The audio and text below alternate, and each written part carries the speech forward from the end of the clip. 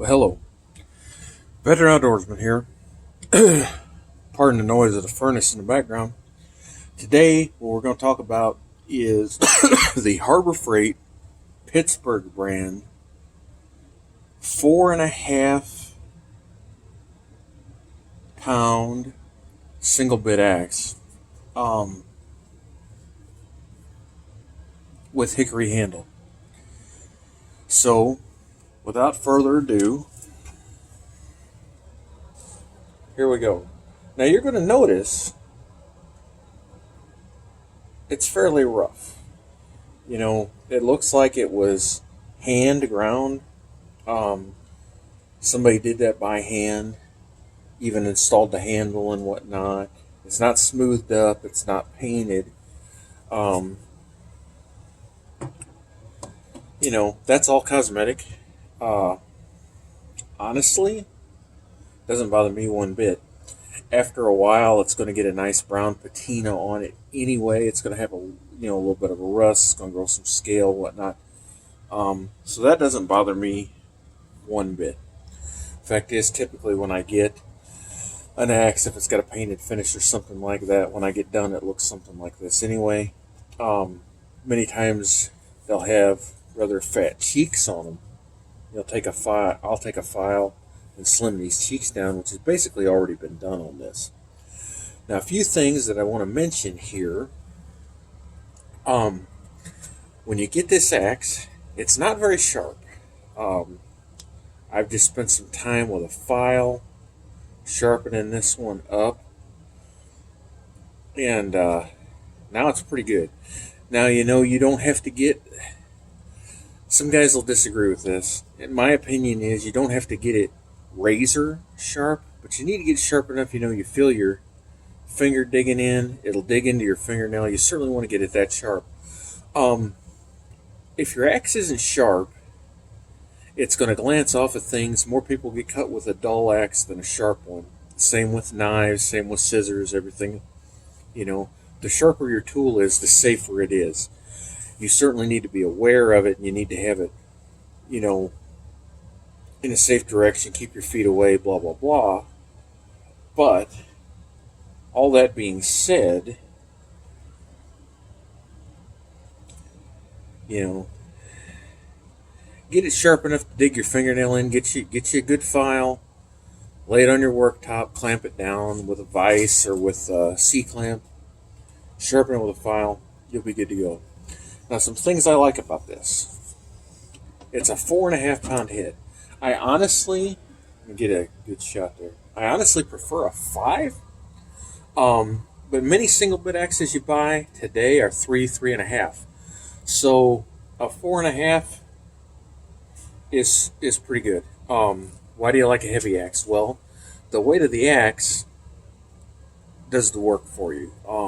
I use an axe as much for splitting as I would anything else, but I don't typically fell with an axe. I have done that. I don't typically fell trees with an axe, maybe small trees, but I use it for splitting, and I use it for limbing, for a downed tree to go up to it. And you say, well, but a chainsaw's so much faster. With a good sharp axe with a nice broad bit like this, limbs up to a couple inches in diameter, one good whack and they come off. Hit them right at the base. Learn where to hit them, how to hit them. Right at the base, wham, wham, wham, wham, wham. You can work yourself down a tree pretty quick, and it's good exercise. It will certainly wear you out, but and it's not for everybody, but that's something I use an axe for. Um, this has, being 4.5 pounds, it's got some good heft for splitting. You don't have to power through it as much. Gravity does a lot of the work. It's got a nice broad, flat side for driving plastic wedges, not for driving steel wedges. If you drive steel wedges or hit another axe head or whatever with this, this is soft, and you will mushroom it out, and then you'll be taking a grinder or taking a file and trying to get the burr off, and over time you're going to wear out your axe. You can use it to drive plastic wedges, you can use it to drive, plastic tent pegs and things like that. Don't hit steel with an axe. Use a hammer, use a maul. Um, Along those lines, and I've mentioned this and some other things, I don't like mauls. I've never been very good with a maul. I prefer to split with an axe. I like to limb with an axe. I don't even own a maul. I own several axes. I don't even own a maul. I don't use them. I don't use metal wedges. I don't split with wedges. Um, I split with an axe. Don't use a log splitter either, and that's mostly because I'm a cheapskate. So, something else to mention with this. It's got a hickory handle, which is good and one of the best in my opinion. Hickory or ash are definitely right up there. But something you're going to notice, and some people aren't going to like this, most axe handles you buy come with some sort of a urethane finish. Notice this is plain. Before I use this axe, I'll get some linseed or some teak oil. Um, if you don't have that, uh, plain old vegetable oil, olive oil, even coconut oil in a pinch, something along those lines. I've used mink oil. I don't typically recommend that, but in a pinch, um, and rub it down real good and generous. The night before you're going to use it, at least with a good quality wood oil. Um, and it does a couple of things. It brings out a nice luster. It it protects the wood. Um, it'll bring out, if you get a few little dents and gouges and things like that, it'll help absorb that. It somewhat waterproofs it. It certainly helps a lot. If you're going to store your axe for a period of time, take a towel, a cloth, something like that. Um, Put some mink oil, or not mink oil, sorry. Put some linseed oil, some teak oil, something like that on there, and wrap the handle in that. And then, you know, you don't want this to rust. It gets the nice brown patina on it, whatnot. That's fine. You don't want your axe to rust and pit. Many people put a light machine oil or something like that on it. That's fine as you're working with it, and it's going to get a little bit of rust on it, and whatnot. You're going to rub it off, take some steel wool to it, and whatnot. You can certainly spray it down with WD-40, but what I recommend, at least on the bit, on this end right here, to take some chapstick or some Vaseline and smear it on there so that part doesn't rust. This gets a little bit of rust on it, not that big a deal. Toward the end of the year, you're putting it up for a while, especially if you're storing it in an outdoor shed or a damp basement or something like that. Take some Vaseline, um, or even paste wax, like wood wax, and smear it all over it so that it doesn't rust. Otherwise, it will. The main thing, keep it from getting super damp and pitting really bad, because that actually takes metal away and erodes a saw, gives it a bad look, or the axe gives it not so pretty of a look, but does somewhat compromise the integrity of the axe. So this has a fairly smooth finish. I might would take an SOS, a green scrub pad or something and clean it up just a little bit. Another trick, take some steel wool along with your linseed oil and rub it down. You know, soak it good with the oil. Then dip your steel wool in some oil, and not super fine. I mean, you know, not like 4/0 or something. 1/0 or maybe a little coarse, and then rub it down, or a green scrub pad, something like that, and rub it with the oil, and the sawdust will adhere to the oil and fill in some of the pores. But this actually has, let me see if I can get you guys situated here. This has a fairly nice feel to it. Let me see if I can get you situated. This has a nice feel.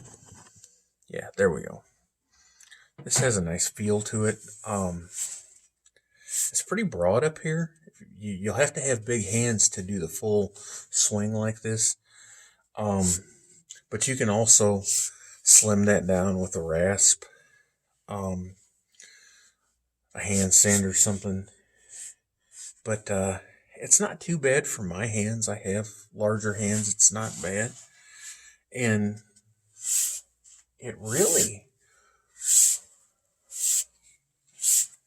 has a good feel to it. Nice balance, nice and straight. The handle is good quality. It's a hickory handle. I'm pretty impressed. A little bit of doctoring you need to do. Sharpen it up. It won't come very sharp. It does come with a little rubber bit guard. I've already lost that. Get yourself a nice axe scabbard, or, just an old rag dish towel, wrap around it, put a couple rubber bands around it, you're good to go. And that's not so much to keep you safe, keep you from getting hurt. You're going to be blade aware. It's to keep, although it is important, especially if you get kids around, something like that, keep the blade covered. But it also protects the edge and keeps it from getting chipped and whatnot. Some things that I would recommend with this, I think I'd recommend taking a flat file right here and getting you a nice sharp point here. And there's a reason for that. If you're splitting wood, you get a pile. You don't use a chopping block. Many guys do, many don't. If you don't use a chopping block, or even if you do, you can use this and kind of get on it and dig into it with that corner and lift the wood up onto the chopping block or pull it to you. That comes in real handy. This is kind of rounded, so just a flat file and put you a nice little hook on there. Maybe even take you half round and dig into this a little more, give it a more pronounced hook. You could probably do that with the wheel of a bench grinder or the top of a belt sander or something like that. Just give it a little more of a hook and get this nice and sharp down here. I think you'll find that beneficial for picking and turning wood. Many single bit axes, like I said, are 3.5 pounds, 3 pounds. Most double bit are 3 to 3.5. When I found this, and I told my wife about it, I was intrigued by the fact that it was 4.5, because I've been wanting a 4.5 to 5 pound axe, and you had to order them, and they're fairly expensive. You're talking, 50, 60, 100, 150 bucks. Probably well worth it in a good quality axe. Don't get me wrong, but I didn't want to spend that much money. These were under $30 at Harbor Freight, Pittsburgh brand again. Again, probably not the best handle in the world, but a decent length. I've got big hands, so it fits me pretty good. It's kind of slim, but, kind of slim here, but wide here. And I do kind of like that. But it has just got, I can't give it a full swing because I'm in the basement. But man, it's got a feel to it. I have taken some swings with it, and there's no real wobble or anything. It's nice and straight. That's something that you want to do. The handle may have just a little bit of a tweak to it, but it looks like it's set up for a right-hander, and you're going to tend to turn just a little bit. So having just a slight bend to one direction could be beneficial there. You could always put it in a steam box and straighten that out. You can always put a different handle on it if you don't like the handle. Many guys will prefer a more round handle. That's fine. But this axe comes pretty well ready to go. We just need to sharpen it up. I saw some reviews where they said that it came very sharp. This one did not. It had some nicks in it. It had flat spots. It was not sharp at all. I've touched it up with a file. I'll probably go one more pass with a file, and then I'll take my whetstone, coarse, medium. I probably won't go as far as fine. I'll take my coarse and medium and touch it up. It has a pretty good profile that would be good for chopping and felling or splitting. It's kind of halfway in between the two, so it'll work fairly well for both. Again, I like the extra weight for splitting. I like the extra weight for chopping and felling. I don't typically fell with an axe, like I said, though I have. But I like the weight because it just gives more momentum to go deeper into the wood. But I certainly like it for limbing.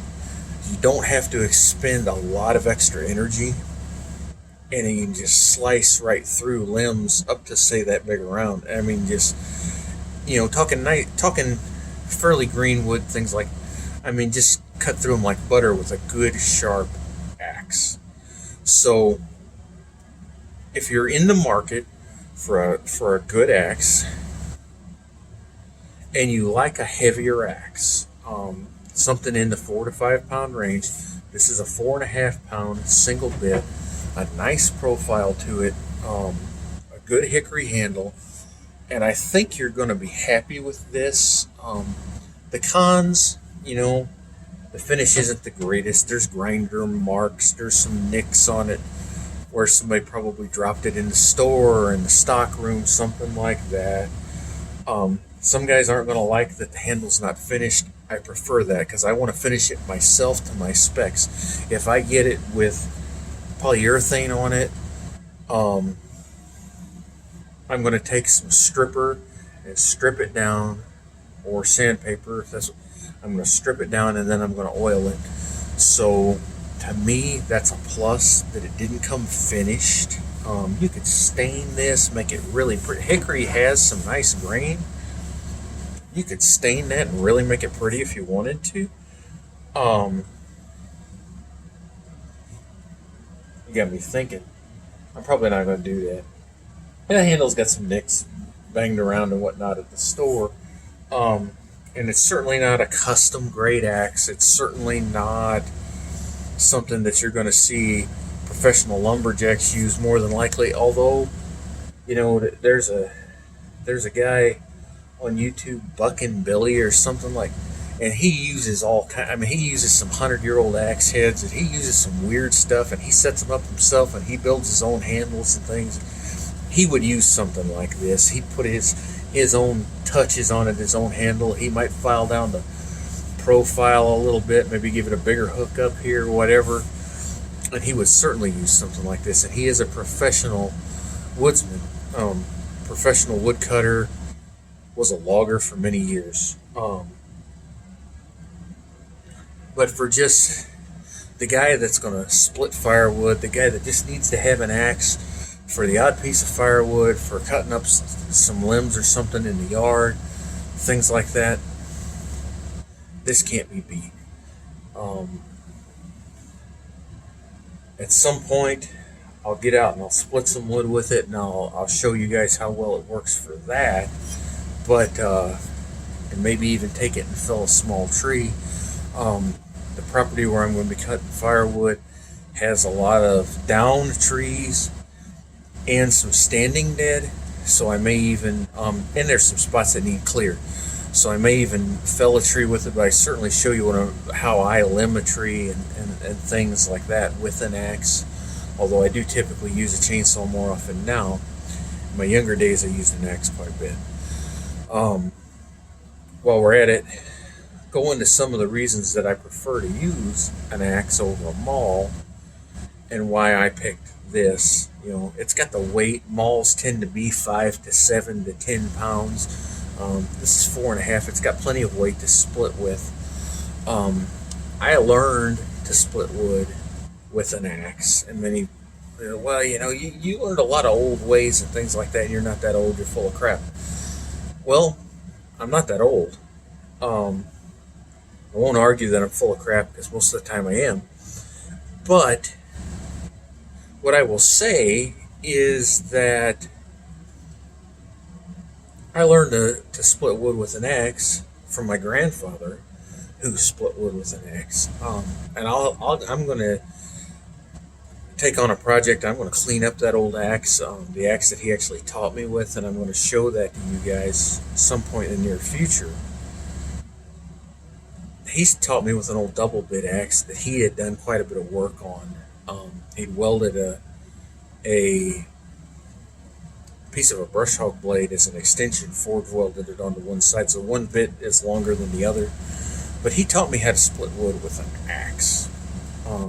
My dad tried to show me with a maul, and I was 12, 13 years old, and I didn't really have the strength to lift the maul, and I couldn't get enough force, and that was probably part of it. But I'm not good with a maul. I never have been. I probably never will be because I'm not going to take the time to learn. I know how to split with an axe. I enjoy splitting with an axe. To me, it's more efficient. If you're good with a maul, if you're good with the sledge and wedges, keep doing it. If you prefer a log splitter, that's fine. I prefer an axe. And an axe is more of a multi-purpose tool. You're not going to fell a tree or limb a tree with a log splitter or a maul or a sledge and wedges. If this is the only piece of wood cutting equipment you have, you can fell, limb, and if you had to, buck and split firewood. Or how are you going to buck wood with an axe? You can chop along the trunk into small enough pieces, 18, 20 inches, and then you can take it and you can split it. Would it be very efficient? No. Would you waste a lot of wood? Sure, you're going to leave big chips on the forest floor, but it is possible. With a chainsaw, you could do all of those tasks, though it would not be the most ideal for splitting, but you could cut the wood in half, unless you run out of gas. But with a maul, or a sledge and wedges, or a log splitter, you're not going to fell a tree. I'm sure somebody's going to come on here and say, well, I felled trees with mauls before. And I suppose it's possible. I'd like to see a video of it because I'm sure it would be very painful and very funny. But I'm sure it's probably possible. But as far as as chopping a tree into small enough pieces, it's not really feasible. But with an axe, you could do a lot. And when it comes to smaller trees and things like that, you could cut them up pretty quick. An axe is a very, very useful piece of equipment, even if you don't burn firewood. Having an axe around is very handy. Not everyone can afford a chainsaw. If you own a piece of property, no matter how small, I have a 1/4 acre that has trees on it. You need something to be able to deal with falling down limbs and things like that. And let me share an anecdote. Not a story. Stories aren't true. This is true. Of one time that an axe came in very handy, and it wasn't that long ago. I had a Bradford tree in the front yard. If you see videos of the front yard now, there's just a small stump, and this will tell you the story behind that. It was a forked tree, and I came home one night, and one half of it had blown over. Not a very big tree, maybe 8, 10 inches in diameter. Not a very big tree. Just a typical Bradford pear tree, and they don't last that long, and they're pretty when they bloom, but they're just not that great of a tree. They're invasive. But it was there when we moved in. It's pretty when it bloomed, so we left it there. Well, the one half blew over. It's where the two forks were joined. It split, and one side blew over. So I ended up cutting the other side too. But here's the thing: the tree had fallen over at night. I worked second shift. When I came home, it was laying out in the road. My wife hadn't noticed it. It had fallen over after she had gone in for the night. Well, I couldn't just crank up the chainsaw. I mean, I guess I could have, but I've got neighbors with small children. I didn't want to make a lot of noise.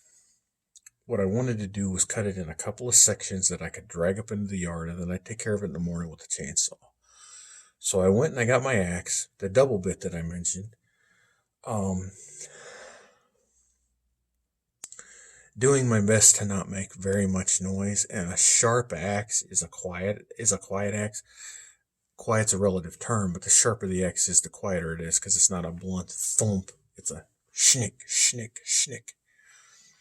So I take the axe, I cut up the Bradford tree and pear tree in a couple of pieces. I cut some limbs off. I drag it up into the yard. Then the next day I work on it with the chainsaw. So there's a lot of times when having an axe is going to be beneficial. I certainly recommend this one. I'm not sponsored by these guys by any stretch, but if you get a Harbor Freight near you, and you're in the market for a good axe, if you want a lighter axe, they do have a 3 or 3.5 pound as well, and that one comes with either a hickory or a fiberglass handle, and they also have a double bit that I believe is 3.5 pounds. So, if you're in the market for an axe, give this one a shot. Like I said, there's something under $30. This one's been deburred fairly well. Sometimes you get them with kind of sharp edges around here. You just knock it off with a file. This one's pretty good. Around $30, a little less, 28 something. Good hickory handle. Give it a try. I think you'll like it. If you don't, put it in a garage sale for $25. You lost a couple of bucks. Well, this is Veteran Outdoorsman. God bless you all. And remember, Christ is King. And I will catch you on the next video.